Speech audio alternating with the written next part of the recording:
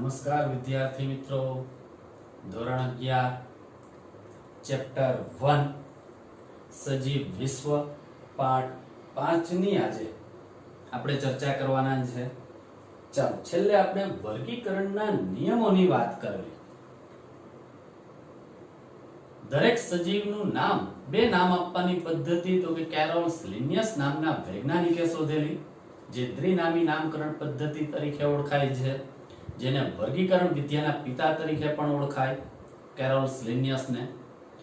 બે નામ આપવાની પદ્ધતિના નિયમોની અંદર તો કે દરેક જે બે નામ આપવામાં આવશે એમાં પ્રથમ નામ તો કે પ્રજાતિ, બીજું નામ તો કે જાતિ હોય છે. બીજો નિયમ તો કે પ્રજાતિનો પ્રથમ મૂળાક્ષર કેપિટલ હોય. જીયા મેઝમાં Z કેપિટલ હશે, પછી સ્મોલ લેટર હોય. મેઝમાં બધા સ્મોલ લેટર, એટલે કે પ્રજાતિનો પ્રથમ મૂળાક્ષર કેપિટલ હોય. ત્યાર પછી જાતિ તો કે નાના મૂળાક્ષરની અંદર સ્મોલ અક્ષરોમાં લખવામાં આવે, નાના અક્ષરોમાં લખવામાં આવશે. ત્યાર પછી જો વર્ગીકરણ કરતા હોઈએ, જાતિનું નામ આપવામાં આવે તો હંમેશા લેટિન ભાષામાં જ આપવામાં આવે છે. કેમ? તો કે લેટિન ભાષામાંથી સૌપ્રથમ ઉદ્ભવ થયેલો. લેટિન ભાષાને જાળવવા માટે અત્યારે પણ વર્ગીકરણ લેટિન ભાષામાં જ કરવામાં આવે. ત્યાર પછીનો નિયમ તો કે હસ્તલેખિત જો લખતા હોઈએ તો નીચે અંડરલાઈન કરવાની, અને ઇટાલિક દર્શાવવા માટે મૂળ ઉદ્ભવ લેટિન હોવાથી ઇટાલિક દર્શાવવામાં આવે છે. અને ત્યાર પછી અહીંયા વર્ગીકરણ કરવામાં આવે તો એમાં પ્રથમ નામ પ્રજાતિ હશે, ત્યાર પછી જાતિ, ત્યાર પછી એનું પ્રચલિત નામ હોય તો પ્રચલિત નામ, અને ત્યાર પછી સંશોધકનું ટૂંકમાં નામ. દાખલા તરીકે જીયા મેઝમાં જીયા મેઝ એનું પ્રચલિત નામ, ત્યાર પછી છેલ્લે એલ દર્શાવવામાં આવે, એલ એટલે સંશોધકનું ટૂંકું નામ. ત્યાં સુધી આપણે વર્ગીકરણના નિયમો આ ચાર ખાસ યાદ રાખવાના છે વિદ્યાર્થી મિત્રો. ચાલો હવે આપણે શરૂઆત કરીએ નવા પ્રશ્નની. ટૂંક નોંધ લખો વર્ગીકરણ. પહેલા તો ટેક્સોનોમી. વર્ગીકરણ ટેક્સોનોમીની વ્યાખ્યાની વાત કરીએ, ડેફિનેશન તો કે બધા જ સજીવો નું નામકરણ, બધા સજીવોનું નામકરણ કરવાનું શક્ય ના પણ હોય. પૃથ્વી ઉપર અસંખ્ય જાતિઓ વસવાટ કરે છે. હવે બધા સજીવોનું વર્ગીકરણ કરવું શક્ય પણ ન હોય. આપણે આગળ વાત કરી ગયા કે 17 લાખ થી 18 લાખ જાતિઓ આપણે ઓળખી લીધેલી છે. હજી ઓળખવાની તો ઘણી બાકી છે, પણ બધા સજીવોનું વર્ગીકરણ કરવું શક્ય પણ ન હોય. જેથી પ્રથમ કક્ષાએ સજીવોની અર્થકારક જૂથ વહેંચણી, આથી પ્રથમ કક્ષાએ સજીવોની અર્થકારક જૂથ વહેંચણી દ્વારા શક્ય બનાવાય છે. અને આ કાર્ય પદ્ધતિને વર્ગીકરણ કહે છે, ટેક્સોનોમી કહે છે. આ ખાસ પહેલા વ્યાખ્યા યાદ રાખજો કે બધા સજીવોનું વર્ગીકરણ કરવું એટલે કે નામકરણ કરવું, બધા સજીવોનું નામકરણ કરવું શક્ય પણ ના હોય. જેથી પ્રથમ કક્ષાએ સજીવોની અર્થકારક જૂથ વહેંચણી દ્વારા શક્ય બનાવાય છે. અને આ કાર્ય પદ્ધતિને તો કે વર્ગીકરણ કહે છે. આ વર્ગીકરણની ડેફિનેશન. હવે આમ વર્ગીકરણ એક એવી કાર્ય પદ્ધતિ છે કે જેમાં કોઈ પણ સજીવ ને વર્ગીકૃત કરવાની સગવડ ભરેલી કક્ષાઓ એટલે કે વ્યવસ્થાઓ હોય છે. આમ વર્ગીકરણ એક એવી કાર્ય પદ્ધતિ છે જેમાં કોઈ પણ સજીવને વર્ગીકૃત કરવાની સગવડ ભરેલી કક્ષાઓ ની વ્યવસ્થા હોય, તેમજ કેટલાક સરળતાથી નિરીક્ષણ કરી શકાય તેવા લક્ષણો ઉપર આધારિત હોય છે. લક્ષણો ઉપર આધારિત હશે. વર્ગીકરણ આખું જે લક્ષણો ઉપર જ છે. સમાનતા અને ભિન્નતા, સરખા લક્ષણો વાળા એક જૂથમાં, જુદા લક્ષણો ભિન્નતા ધરાવતા સજીવો અલગ જૂથમાં. દાખલા તરીકે વનસ્પતિ, તો આપણે જોઈએ ત્યાં ખબર પડશે કે વનસ્પતિ છે કે પ્રાણી. આપેલું એક લક્ષણ એ આપણને ખબર પડી જ જાય. પ્રાણીઓ, કૂતરાઓ, બિલાડીઓ કે કીટકો ના કેટલાક જૂથથી આપણે પરિચિત જ છીએ વિદ્યાર્થી મિત્રો. તો એને જોશું. અત્યારે કીટક વર્ગ સૌથી વધારે ચોમાસામાં વિકાસ પામે, તો કીટકો આપણે અસંખ્ય જોશું. અત્યારે કૂતરાને જોશું તો એના લક્ષણો તરત જ મગજમાં આવશે. બિલાડીને જોશો તો બિલાડીના લક્ષણો પણ તરત જ મગજમાં આવશે. એ જ રીતે વનસ્પતિ, પ્રાણીઓ. હવે આવા જૂથ શબ્દનું આપણે પ્રયોજન કરીએ. કૂતરા, બિલાડી, હાથી, ઘોડો, વનસ્પતિ, પ્રાણીઓ અસંખ્ય. એટલે કે આવા જૂથ શબ્દનું આપણે પ્રયોજન કરતાની સાથે જ આપણને તે જૂથના ચોક્કસ લક્ષણો આપણા મગજમાં જોડાઈ જશે. લક્ષણો સાથે આપણે જોડાઈ જઈએ છે. અહીંયા એક ઉદાહરણ આપેલું છે. જો આપણે કૂતરા વિશે વિચારતા હોઈએ તો મગજમાં સીધા કૂતરાના લક્ષણો જ આવશે. બિલાડીના લક્ષણો નહીં આવે. આપણે બંનેથી પરિચિત છીએ, કૂતરા અને બિલાડીથી. એટલે કે કૂતરા વિશે આપણે વિચારીએ ત્યારે આપણી સમક્ષ તેની કેવી છબી છતી થાય છે. કૂતરાની છબી, કૂતરા વિશે વિચારશું એટલે કૂતરાના લક્ષણો. કૂતરો ભસે, બરાબર, કૂતરો પૂંછડી હલાવે, એના લક્ષણો આપણને તરત જ ધ્યાનમાં આવે. બે આંખ હશે, બે કાન હશે, બાહ્ય કર્ણ ધરાવે છે.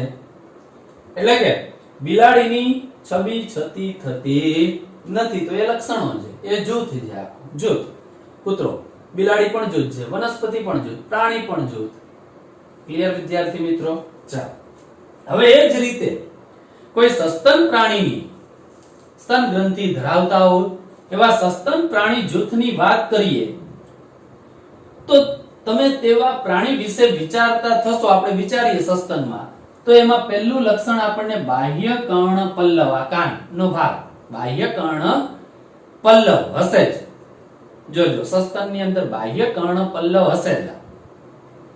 અને શરીર ઉપર વાળ પણ હશે. શરીર ઉપર વાળ. આ બે લક્ષણો આપણને તરત જ ધ્યાનમાં આવશે. સસ્તન વિચારશું એટલે શરીર ઉપર વાળ હશે, બાહ્ય કર્ણ પલ્લવ હશે. એ સસ્તનમાં હોય. નિરીક્ષણ કરજો અલગ અલગ સસ્તનની અંદર. એટલે કે આપણે જો કોઈ સસ્તન પ્રાણી જૂથનો વિચાર કરીએ તો વિચારતા થઈએ એટલે બાહ્ય કર્ણ પલ્લવ, શરીર ઉપર વાળ ધરાવતા હશે. તેવી જ રીતે જો આપણે ઘઉંની વાત કરતા હોઈએ, ઘઉં વનસ્પતિની વાત કરતા હોઈએ તો આપણા મગજમાં ઘઉંની છબી તાદસ્ય થાય છે. ઘઉંની છબી જ તાદસ્ય થાય, નહીં કે ચોખાની. ઘઉં વનસ્પતિ વિચારીએ તો ઘઉંના લક્ષણો જ આપણને ધ્યાનમાં આવશે. ચોખાના લક્ષણો આપણા મગજમાં એની છબી તાદસ્ય થતી નથી, ઘઉંની જ થશે. ક્લિયર? એટલે કે ચોખા કે અન્ય વનસ્પતિની થતી નથી, નહીં કે ચોખા કે અન્ય વનસ્પતિની, માત્ર ઘઉંની છબી જ આપણા મગજમાં તાદસ્ય થાય છે. આથી અહીંયા આપણે કૂતરાઓ, બિલાડીઓ, સસ્તન, ઘઉં, ચોખા, વનસ્પતિઓ, પ્રાણીઓ વગેરે જેવા સજીવોના અભ્યાસ માટે સુલભ કક્ષાઓ પાડેલી છે. શું પાડેલું છે? આ બધી કક્ષાઓ છે. આ કૂતરાઓ પણ એક કક્ષા છે, બિલાડી પણ કક્ષા, સસ્તન પણ, ઘઉં પણ, વનસ્પતિ, પ્રાણી, ચોખા. હવે આ કક્ષાઓ, આ જે કક્ષાઓ માટે વૈજ્ઞાનિક શબ્દ પ્રયોજન તરીકે વર્ગક શબ્દ વપરાય છે. ટેક્સા. આ ખાસ યાદ રાખજો, આ બધા એક વર્ગક જ છે. આમ વર્ગક એ જુદી જુદી કક્ષાઓનું નિર્દેશન કરે છે. એટલે કે વર્ગક જેમ કે ઘઉં, ચોખા, સસ્તન, વનસ્પતિ, કૂતરા, બિલાડી એ બધા વર્ગક છે, ટેક્સા જ છે. એના માટે કયો વૈજ્ઞાનિકોએ શબ્દ પ્રયોજન કરેલો છે? વર્ગક. એટલે કે આ કક્ષા બધી જે છે એના માટે વૈજ્ઞાનિક શબ્દ પ્રયોજન તરીકે શેનો ઉપયોગ થાય તો યાદ રાખવાનું વર્ગક, ટેક્સા શબ્દ વપરાય છે. આમ વર્ગક એ જુદી જુદી કક્ષાઓનું નિર્દેશન કરે છે. વર્ગક જેમ કે ઘઉં, ચોખા, સસ્તન, વનસ્પતિ, કૂતરા. આથી પ્રાણીઓ, સસ્તન અને કૂતરાઓ જુદા જુદા સ્તરે વિવિધ વર્ગક તરીકે રજૂ થાય છે. આથી આપણે અહીંયા પ્રાણીઓ, સસ્તન અને કૂતરાઓ જુદા જુદા સ્તરે વિવિધ વર્ગક તરીકે ત્યાં શું થશે? રજૂ. ક્લિયર વિદ્યાર્થી મિત્રો? અહીંયા સુધી થિયરી. અહીંયા સુધી થિયરીમાં આપણે આ જે ઉદાહરણ આપેલા છે, કૂતરો હોય, બિલાડી હોય, ઘઉં હોય, ચોખા હોય, વનસ્પતિ હોય, પ્રાણી હોય, તો એ શબ્દ પ્રયોજન વૈજ્ઞાનિકોએ એના માટે શેનો કરેલો છે તો યાદ રાખવાનું વર્ગક, ટેક્સા. ક્લિયર વિદ્યાર્થી મિત્રો? અને અહીંયા પહેલા એક ડેફિનેશન યાદ રાખવાની કે બધા જ સજીવ વર્ગીકરણ કોને કહેશું તો કે બધા જ સજીવોનું નામકરણ કરવાનું શક્ય પણ ના હોય, બધાનું શક્ય નથી. જેથી પ્રથમ કક્ષાએ આપણે સજીવોને અર્થકારક જૂથ વહેંચણી દ્વારા શક્ય બનાવાય આ કાર્ય પદ્ધતિને શું કહેશું? વર્ગીકરણ. ક્લિયર વિદ્યાર્થી મિત્રો?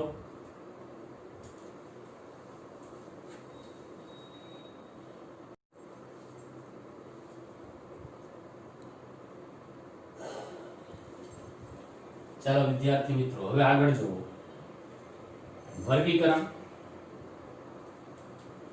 તો કે લાક્ષણિકતાઓને આધારે બધા જ સજીવો, લાક્ષણિકતાને આધારે બધા જ સજીવોને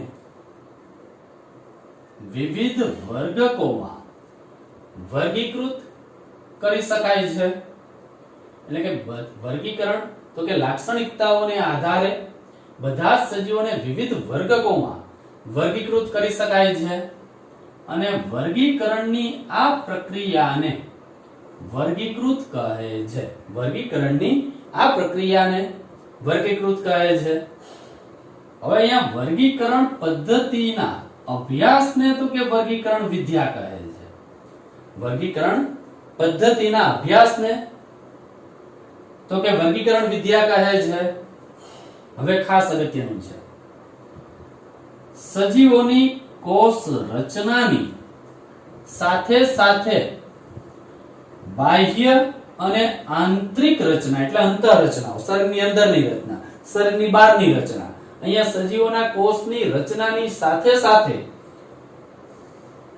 બાહ્ય અને આંતરિક રચના, સજીવનો વિકાસ, એની પ્રક્રિયાઓ અને પરિસ્થિતિકીય જાણકારી પણ આવશ્યક છે. અહીંયા વર્ગીકરણ કરશું એટલે કે વર્ગીકરણ પદ્ધતિના અભ્યાસને આપણે વર્ગીકરણ વિદ્યા કહેશું, પણ અહીંયા સજીવોની કોષ રચનાની સાથે સાથે કોષની રચના કેવી છે, આદિકોષ કેન્દ્રી છે કે સુકોષ કેન્દ્રીય એટલે કે યુકેરિયોટિક છે કે પ્રોકેરિયોટિક, એની સાથે સાથે બાહ્ય એની રચના કેવી છે, સજીવ બહારથી કેવો છે, બાહ્ય રચનાઓ કેવી દર્શાવે, શરીરની આંતરિક રચનાઓ કેવી દર્શાવે, એનો વિકાસ કઈ રીતે થાય છે, એની પ્રક્રિયાઓ અને પરિસ્થિતિકીય જાણકારી આવશ્યક છે અને તે આધુનિક વર્ગીકરણના અભ્યાસનો આધાર બને છે. આધુનિક વર્ગીકરણના અભ્યાસનો આધાર બને છે. હવે અહીંયા ખાસ તેથી લક્ષણીકરણ, ઓળખ વિધિ, તેથી અહીંયા જો વર્ગીકરણના અભ્યાસનો આધાર માટે તો કે એના લક્ષણો કેવા દર્શાવે, લક્ષણીકરણ એટલે કે લક્ષણો કેવા દર્શાવે, બાહ્ય લક્ષણો કેવા, આંતરિક લક્ષણો કેવા, એની ઓળખ વિધિ કઈ રીતે થાય છે, એની ઓળખ વિધિ, ત્રીજું વર્ગીકરણ, ચોથું એનું નામકરણ. એટલે અહીંયા તેથી તેનું લક્ષણીકરણ, ઓળખ વિધિ, વર્ગીકરણ અને નામકરણ એ વર્ગીકરણ વિદ્યાના અભ્યાસ માટેની મૂળભૂત પ્રક્રિયાઓ છે. એટલે આ રીતના એમસીક્યુ નીટ માં પૂછાઈ શકે કે વર્ગીકરણ વિદ્યાના અભ્યાસ માટેની મૂળભૂત પ્રક્રિયાઓ કઈ કઈ છે. તો પહેલું યાદ રાખવાનું એનું લક્ષણીકરણ, પહેલા નંબર ઉપર લક્ષણીકરણ, બીજા નંબર ઉપર એની ઓળખ વિધિ, ત્યાર પછી એનું વર્ગીકરણ અને નામકરણ. લક્ષણો પહેલા જોવામાં આવે, ત્યાર પછી એની ઓળખ વિધિ થાય, એ સસ્તન છે, સંધિપાદ છે એટલે કે વનસ્પતિ છે કે પ્રાણી કે સૂક્ષ્મજીવ, પછી એને આધાર, ત્યાર પછી એનું વર્ગીકરણ થાય અને ત્યાર પછી એનું નામકરણ થાય. એટલે વર્ગીકરણ વિદ્યાના અભ્યાસ માટેની મૂળભૂત પ્રક્રિયાઓ તો આ ચાર છે. આ ચાર યાદ રાખવાની. પહેલું લક્ષણીકરણ, બીજું ઓળખ વિધિ, ત્રીજું વર્ગીકરણ, ચોથું નામકરણ. આ ચાર યાદ રાખવાનું. પહેલું શું આવશે? લક્ષણીકરણ. બીજું શું આવશે? લક્ષણીકરણ એટલે લક્ષણો એ કેવા ધરાવે છે.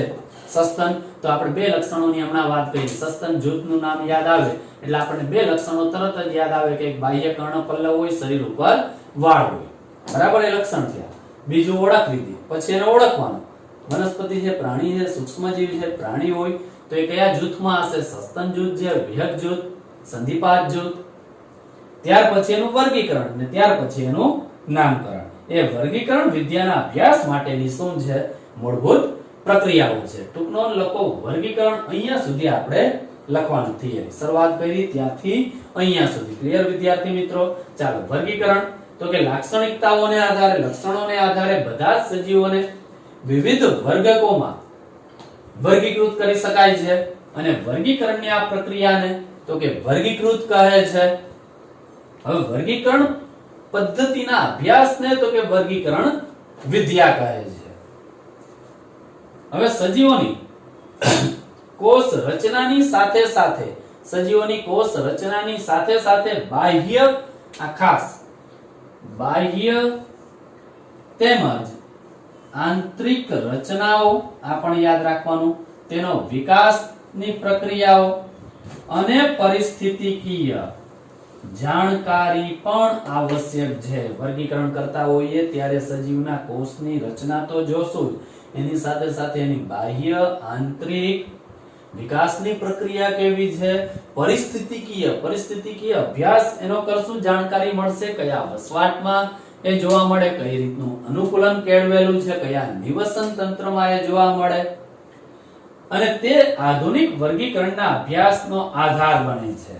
તેથી આધુનિક વર્ગીકરણના અભ્યાસના આધાર માટે તો કે એના કોષની રચનાનો અભ્યાસ, એની સાથે એનો બાહ્ય આંતરિક રચના વિકાસની પ્રક્રિયા અને પરિસ્થિતિકીય જાણકારી આવશ્યક, જે શું બનશે આધુનિક વર્ગીકરણના અભ્યાસનો આધાર. એટલે આ રીતે પણ એમસીક્યુ પૂછાઈ શકે કે આધુનિક વર્ગીકરણના અભ્યાસના આધાર માટે નીચે પૈકી કયું સાચું? તો યાદ રાખવાનું, કોષ રચનાની સાથે સાથે બાહ્ય અને આંતરિક રચનાઓ, વિકાસની પ્રક્રિયાઓ, પરિસ્થિતિકીય જાણકારી, જે આધુનિક વર્ગીકરણના અભ્યાસનો શું બનશે આધાર. અને લક્ષણીકરણ, ઓળખ વિધિ, વર્ગીકરણ અને નામકરણ એ વર્ગીકરણ વિદ્યાના અભ્યાસ માટેની મૂળભૂત પ્રક્રિયાઓ છે. ક્લિયર વિદ્યાર્થી મિત્રો? ચાલો હવે જો નવો પ્રશ્ન. આ પ્રશ્ન આપણે વર્ગીકરણની વાત કરી. હવે નવો પ્રશ્ન પણ ખાસ અગત્યનો, સિસ્ટેમેટિક વર્ણવો. સિસ્ટેમેટિક ગુજરાતીની વાત કરીએ તો પદ્ધતિસરનું વિજ્ઞાન સમજાવો અથવા સિસ્ટેમેટિક વર્ણવો. નીટ માટે પણ ખાસ અગત્યનો એમસીક્યુ પૂછાઈ શકે. ચાલો તો માનવી માત્ર સજીવોના જુદા જુદા પ્રકારો અને વિવિધતા વિશે વધુ જાણવામાં રસ દાખવતો નહોતો. એટલે કે માનવી માત્ર સજીવોના જુદા જુદા પ્રકારો અને વિવિધતા વિશે વધુ જાણવામાં જ રસ દાખવતો ન હતો, પરંતુ તેમની વચ્ચે સંબંધો કેળવવા લાગ્યો. અહીંયા ખાસ જોજો, માનવી માત્ર જુદા જુદા પ્રકારો અને વિવિધતા વિશે વધુ જાણવામાં જ રસ દાખવતો ન હતો, પરંતુ તેમની વચ્ચેના સંબંધો કેળવવા લાગ્યો કે સજીવ કઈ રીતે ઉપયોગી છે અથવા નુકસાનકારક. પહેલું જે વર્ગીકરણ હતું એ ફાયદાકારક જ હતું, ફાયદાને આધારે, ઉપયોગને આધારે જ હતું કે આપણે ઉપયોગી સજીવો ને ઓળખેલા આપણે. એટલે કે ભાઈ ધીમે ધીમે તેમની વચ્ચે સંબંધો કેળવવા લાગ્યો. આ પ્રકારના અભ્યાસની શાખા પદ્ધતિસરના વિજ્ઞાન એટલે સિસ્ટેમેટિક તરીકે ઉલ્લેખાતી હતી. એટલે કોની વચ્ચે? માનવ અને સજીવ વચ્ચેના સંબંધો કેળવવા લાગ્યો. એ પ્રકારના અભ્યાસની જે શાખા હતી જેને પદ્ધતિસરનું વિજ્ઞાન અથવા સિસ્ટેમેટિક તરીકે ઓળખવામાં આવે. શરૂઆતમાં શું હતું? માનવી માત્ર સજીવોના જુદા જુદા પ્રકારો અને વિવિધતા વિશે વધુ જાણવામાં જ રસ દાખવતો હતો. બરાબર? રસ દાખવતો ન હતો, પરંતુ તેમની વચ્ચેના સંબંધો કેળવવા લાગ્યો. સજીવો વચ્ચે કઈ રીતે ઉપયોગી છે સજીવો, વનસ્પતિ કઈ રીતે ઉપયોગી, પ્રાણી આપણને કઈ રીતે ઉપયોગી, એની વચ્ચે રસ દાખવવા લાગ્યો, જેને કારણે તેમની વચ્ચેના સંબંધો કેળવવા લાગ્યો અને એને આધારે અભ્યાસ માટેની એક નવી શાખા જે ઉદ્ભવી, જેને પદ્ધતિસરના વિજ્ઞાન અથવા સિસ્ટેમેટિક તરીકે ઓળખવામાં આવે છે. સિસ્ટેમેટિક. હવે અહીંયા જો સિસ્ટેમેટિક શબ્દ તો લેટિન શબ્દ છે. સિસ્ટેમેટિક શબ્દ તો કે લેટિન શબ્દ સિસ્ટેમા. સિસ્ટેમેટિક શબ્દ તો કે લેટિન શબ્દ સિસ્ટેમા શબ્દ ઉપરથી ઉતરી આવેલો છે. એટલે કે સિસ્ટેમેટિક શબ્દ એ સિસ્ટેમા લેટિન ભાષાનો શબ્દ તેની ઉપરથી ઉતરી આવેલો છે, જેનો અર્થ સિસ્ટેમાનો અર્થ સિસ્ટેમેટિકનો અર્થ સજીવોની પદ્ધતિસરની ગોઠવણી થાય છે. એટલે કે સિસ્ટેમેટિક શબ્દ તો કે લેટિન શબ્દ જે સિસ્ટેમા શબ્દ ઉપરથી ઉતરી આવેલો છે, જેનો અર્થ થાય સજીવોની પદ્ધતિસરની ગોઠવણી થાય છે. સજીવોની પદ્ધતિસરની ગોઠવણી. બરાબર. હવે લિનિયસ, કેરોલ્સ લિનિયસ આગળ પણ ભણી ગયા આપણે. કેરોલ્સ લિનિયસ તો એને વર્ગીકરણ વિદ્યાના પિતા તરીકે આપણે એને બિરુદ આપેલું છે, જેણે સજીવોને બે નામ આપવાની પદ્ધતિ વિકસાવેલી છે. પ્રથમ નામ તો કે પ્રજાતિ, બીજું નામ જાતિ. એ લિનિયસ છે તેના પ્રકાશન, એને જે બુક લખેલી પ્રકાશનનો શીર્ષક તરીકે સિસ્ટેમા નેચર શબ્દ પ્રયોજેલો હતો. અહીંયા વર્ગીકરણ જે કરેલું એ પ્રકાશન કરેલું, એની અંદર શીર્ષક તરીકે હેડિંગ તરીકે એને શું લીધેલું? સિસ્ટેમા નેચર, એટલે સજીવોની પદ્ધતિસરની ગોઠવણી શબ્દ પ્રયોજ્યો હતો. સિસ્ટેમા નેચર આ ખાસ એમસીક્યુ માં યાદ રાખવાનો. લિનિયસે તેના પ્રકાશનમાં શીર્ષક તરીકે કયા શબ્દનો પ્રયોજન કરેલું એવું નીટમાં એમસીક્યુ આવે તો સિસ્ટેમા નેચર. Sistema nature. પછી જેમ જેમ પદ્ધતિસરના વિજ્ઞાનનો વ્યાપ, જેમ જેમ સિસ્ટેમા નેચર સિસ્ટેમેટિકનો વિજ્ઞાનનો વ્યાપ વધતો ગયો, તેમ તેમ ઓળખ વિધિ, નામકરણ અને વર્ગીકરણ નો તેમાં સમાવેશ પણ થતો ગયો. પછી જેમ જેમ પદ્ધતિસરના વિજ્ઞાનનો સિસ્ટેમેટિકનો વ્યાપ વધતો ગયો, તેમ તેમ ઓળખ વિધિ, નામકરણ અને વર્ગીકરણ નો તેમાં સમાવેશ પણ થતો ગયો. અને પદ્ધતિસરનું વિજ્ઞાન એ સજીવો વચ્ચેના, આ ખાસ એમસીક્યુ યાદ રાખવાનો, પદ્ધતિસરનું વિજ્ઞાન એ સજીવો વચ્ચેના ઉદ્વિકાસ સંબંધોનો અહેવાલ પણ આપે છે. જો અહીંયા પછી જેમ જેમ પદ્ધતિસરના વિજ્ઞાનનો વ્યાપ વધતો ગયો, તેમ તેમ તેમાં ઓળખ વિધિ, નામકરણ અને વર્ગીકરણ નો સમાવેશ થતો ગયો. હવે પદ્ધતિસરનું વિજ્ઞાન એ સજીવો વચ્ચેના ઉદ્વિકાસીય સંબંધનો અહેવાલ પણ આપે છે. સજીવોનો ઉદ્વિકાસ કઈ રીતે થયેલો છે તેની પણ માહિતી આપે છે. કઈ રીતે ઉદ્ભવ, કયામાંથી કયો સજીવ ઉદ્ભવેલો છે એની પણ માહિતી અહીંયા પદ્ધતિસરનું વિજ્ઞાન એટલે સિસ્ટેમેટિક રજૂ કરે છે. ક્લિયર વિદ્યાર્થી મિત્રો? ચાલો ફરીથી આપણે ઝડપથી એકવાર એનું રિવિઝન કરી દઈએ સિસ્ટેમેટિકનું. માનવી માત્ર સજીવોના જુદા જુદા પ્રકારો અને વિવિધતા વિશે વધુ જાણવામાં રસ દાખવતો ન હતો, પરંતુ તેમની વચ્ચે સંબંધો કેળવવા લાગ્યો. સજીવ વચ્ચે સંબંધ કેળવવા લાગ્યો. કઈ રીતે? તો શરૂઆતનું જે જીવન હતું ત્યારે પ્રાણી ખેતીનો વિકાસ થયો, ત્યાર પછી પશુપાલનનો વિકાસ પણ કરવા લાગ્યો. ઘરે પાલતુ પ્રાણી રાખતો ગયો, એ રીતે ઉપયોગી વનસ્પતિઓ ઉગાડતો ગયો. એટલે સંબંધો સજીવો વચ્ચે શું કેળવવા લાગ્યો? સંબંધ.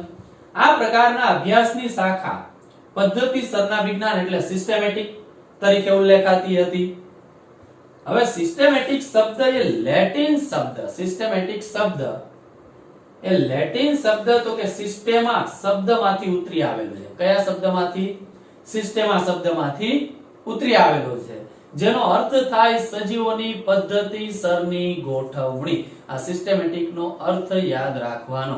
સજીવોની પદ્ધતિસરની ગોઠવણીને આપણે શું કહેશું? સિસ્ટેમેટિક. અહીંયા આપણે કીધું કે તેમની વચ્ચે સંબંધ કેળવવા લાગ્યો.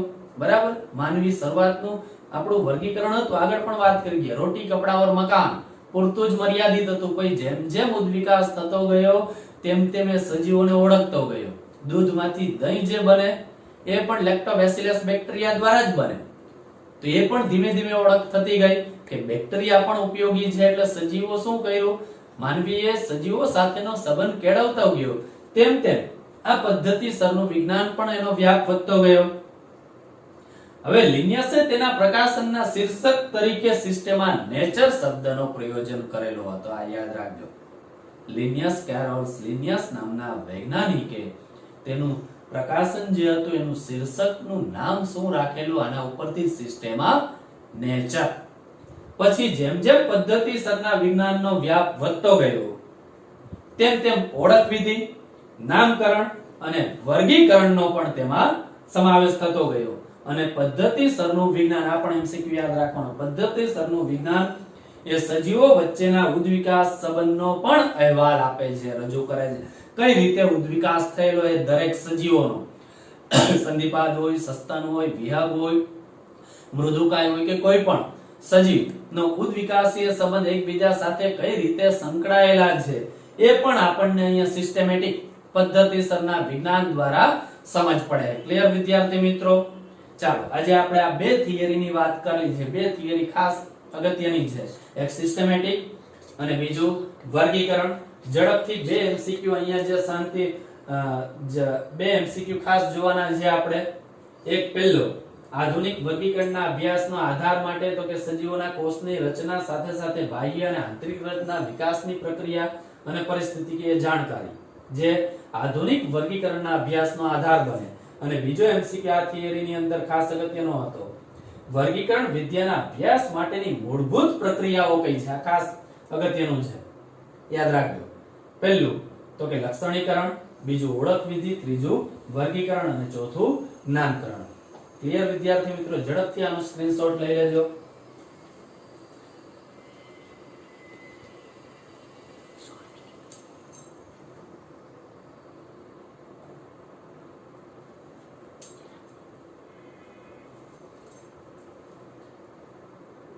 ચાલો, સ્ક્રીનશોટ લઈ લીધેલો છે વિદ્યાર્થી મિત્રો. આજે આ બે થિયરી આપણે જોયેલી છે એ બંને ખાસ નીટના MCQ માટે ખાસ અગત્યની છે, તો તૈયાર ખાસ કરવી. નમસ્કાર.